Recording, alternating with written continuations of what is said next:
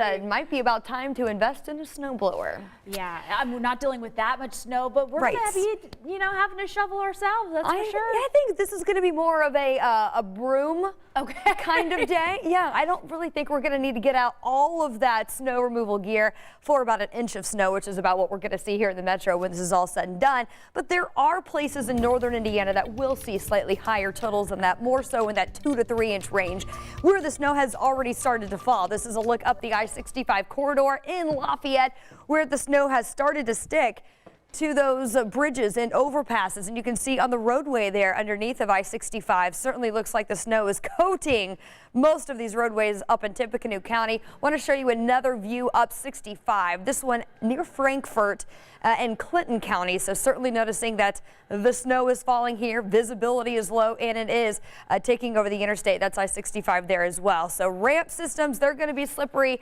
Bridges, overpasses, we talk about that because the colder air gets underneath of them and they start to freeze a lot faster than the actual roads. The snow is certainly sticking though, depending on where you are and where the snow's been falling so far today. We've got this swath of heavier snow set up from Marion to Kokomo. Now starting to see this in Tipton to Frankfort. The heaviest of the snow has started to wrap up in Lafayette now, but I still anticipate at least some scattered snow showers lingering over the next few hours. Here's some heavy snow bands from Lebanon just to the south of Crawfordsville up the I-74 corridor, getting ready to make its way into Greencastle now, and then just some scattered lighter snow showers in the southern Wabash Valley down near Linton.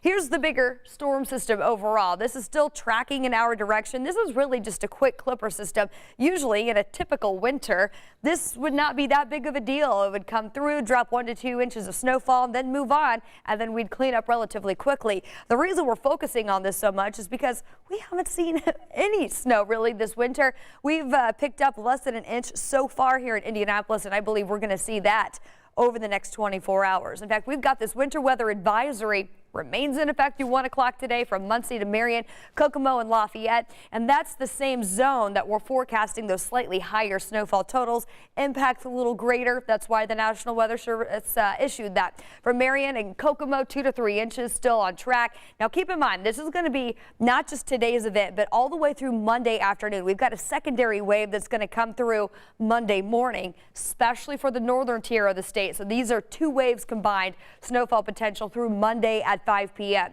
Right here in this swath for Indianapolis northward, we're talking Noblesville, Muncie, Newcastle, Lafayette, 1 to 2 inches. We're looking at right around an inch here in the Indy Metro, and then areas south. It's going to be a pretty quick cutoff. So our friends down in Bloomington, over to Columbus, really not anticipating much in the way of snowfall out of this, perhaps a dusting the farther south you go. Here's the timeline. Snow going to continue to track from west to east through the morning. I believe this is going to start to wrap up by about 1 p.m. when that winter weather advisory expires, and then the sky will clear out. This is around 3 o'clock today.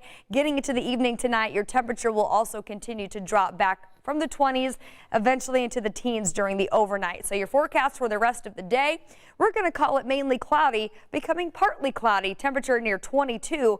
7 p.m. Now we get into tomorrow. Again, that secondary wave is going to come through, so it's going to be most likely in the morning, mainly north of I-70. Check this out. We'll go through the overnight tonight, pausing here around 5 a.m. as this quick wave makes its way through. We'll be very close to the metro around 8 a.m.